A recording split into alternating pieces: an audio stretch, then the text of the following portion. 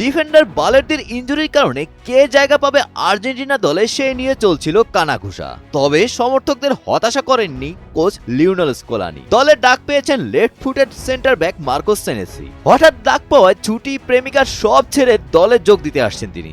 তবে আর্জেন্টিনা দলে সেনেসির পজিশনে একাধিক খেলোয়াড় থাকায় কোন ফরমেশন ব্যবহার করবেন স্কলানি সেই নিয়ে চলছে আলোচনা। প্রেমিকা কেলসি বাওয়ারের সাথে স্পেনের একটি দ্বীপে একান্ত সময় কাটাচ্ছিলেন সেনেসি। এমন সময় আসলো আর্জেন্টিনার হয়ে বিশ্বকাপে খেলার ডাক। ছুটি প্রেমিকা সব রেখেই ছুটলেন বিশ্বকাপে।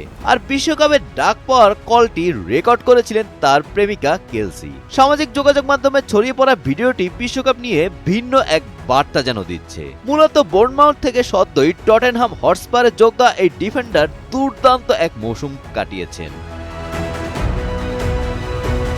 তবে সেনেসি লেফট ফুটের সেন্টার ব্যাক হিসেবে খেলেন। এই পজিশনে নিকোলাস ওতামেন্দি ও লিসান্দ্রো মার্টিনেজ ইতিমধ্যে আর্জেন্টিনার মূল একাদশে রয়েছে। তাহলে সেনেসি কি ফ্যান প্রেসারে নেওয়া হয়েছে? মূলত দলের লেফট ব্যাক নিকোলাস তালিয়াফিকো মাংসপেশির হালকা টানের কারণে টুর্নামেন্টের প্রথম দুটি গুরুত্বপূর্ণ ম্যাচে খেলতে পারছেন না। দলের এই সংকটময় মুহূর্তে রক্ষণভাগের কৌশল নিয়ে নতুন করে পরিকল্পনা সাজাতে হচ্ছে আর্জেন্টিন মাস্টারমাইন্ড স্কলানিকে।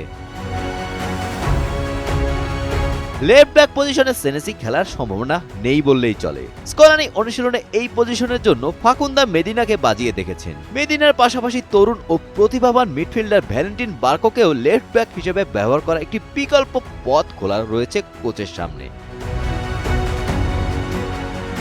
তবে আর্জেন্টাইন শিবিরে গুঞ্জন রয়েছে স্কলানি হয়তো প্রথাগত 4 ডিফেন্ডার ফরমেশন থেকে সরে এসে 3 সেন্টার ব্যাকের রক্ষণভাগ বা ব্যাক 5 কৌশলে দল মাঠে নামাতে পারেন।